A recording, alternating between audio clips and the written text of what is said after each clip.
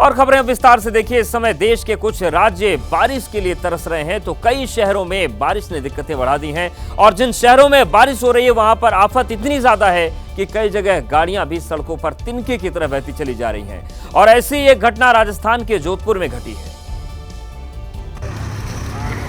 जहां एक कार बरसाती नाले में बह गई। हादसे के बाद रेस्क्यू ऑपरेशन शुरू हुआ। क्रेन की मदद से कार को बरसाती नाले से बाहर निकाला गया।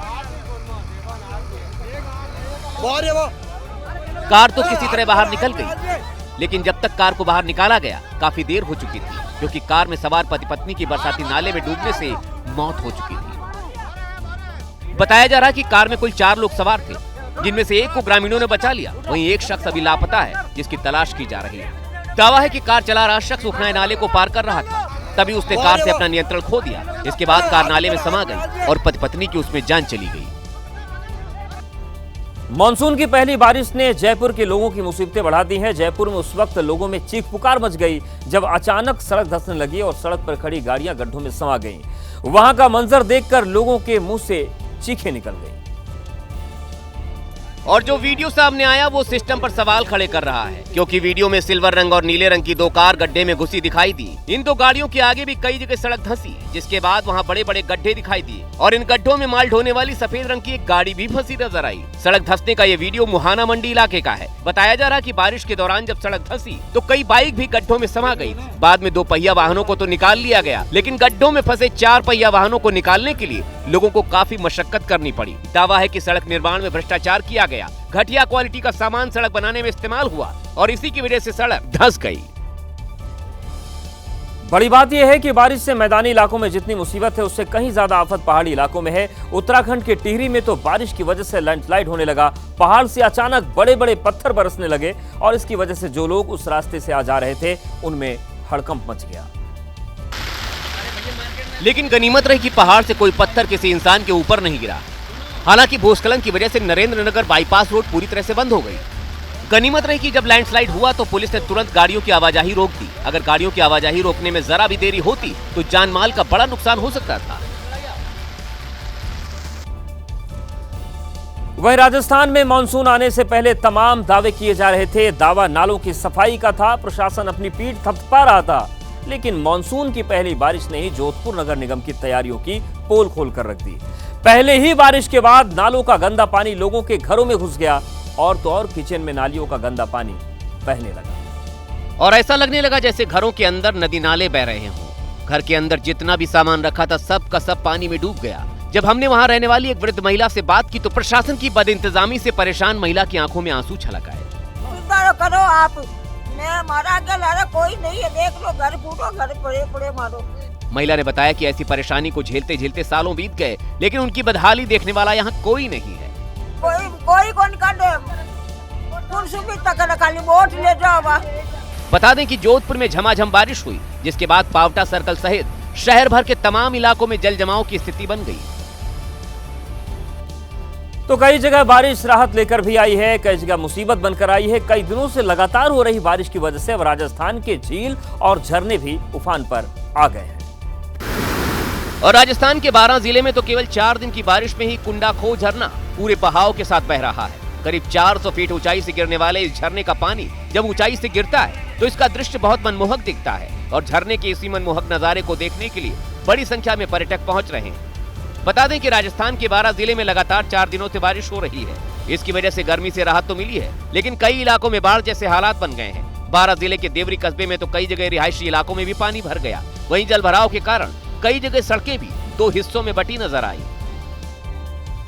जैसे हालात इस समय राजस्थान में हैं, उससे कहीं ज्यादा खराब हालात पश्चिम बंगाल में देखने को मिल रहा है, क्योंकि पश्चिम बंगाल के मिदनापुर में भारी बारिश के बाद खेत में कई लोगों के शव पड़े मिले। कई जगह सड़कें बह गईं और जहां पर कल गाड़ियां फर्राटा भरती थीं, वहां पर नाव चलाने की नौबत आ गई है। और तबाही किस कदर मची हुई है इसका सबूत है ये टूटी हुई सड़क, जो तेज बारिश के बाद कई जगह से टूट गई और बाढ़ में बह गई।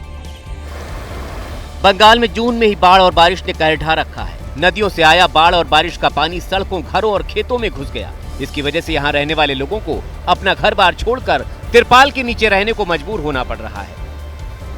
सामान्य रास्ते जलमग्न हो चुके हैं। इसके कारण लोग नाव को आने जाने के लिए इस्तेमाल कर रहे हैं। शनिवार को चंद्रकोना से जो लोग लापता हुए थे, अब उनके शव पानी कम होने के बाद खेत में पाए गए।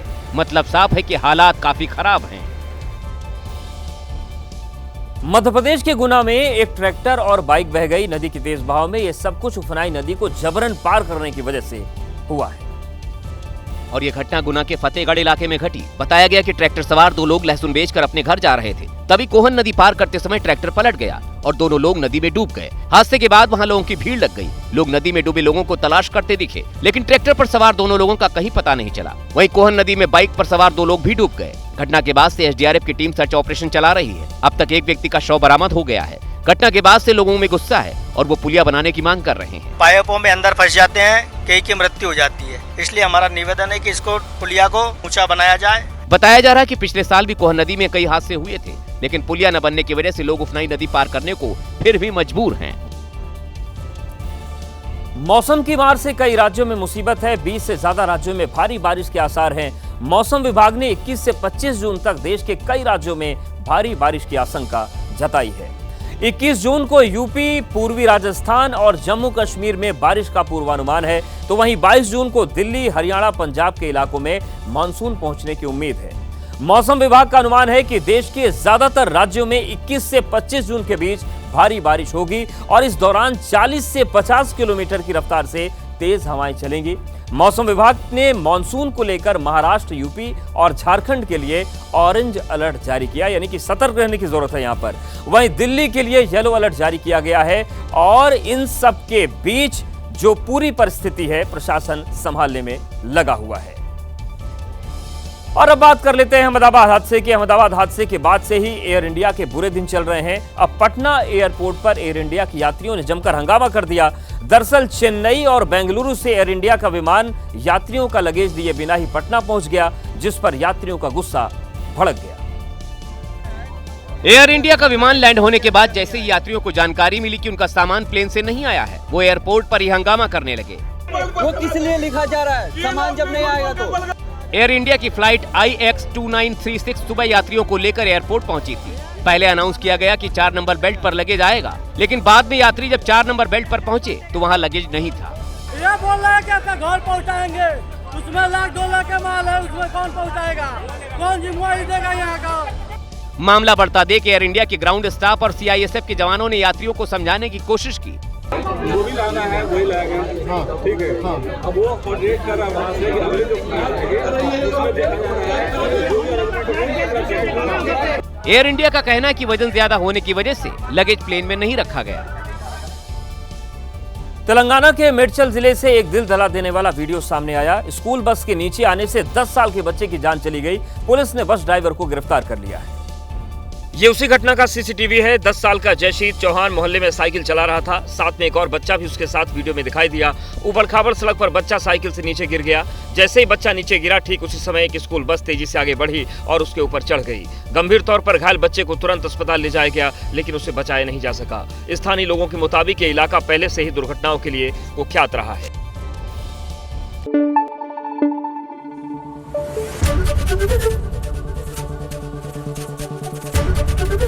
ABP न्यूज आपको रखे आगे।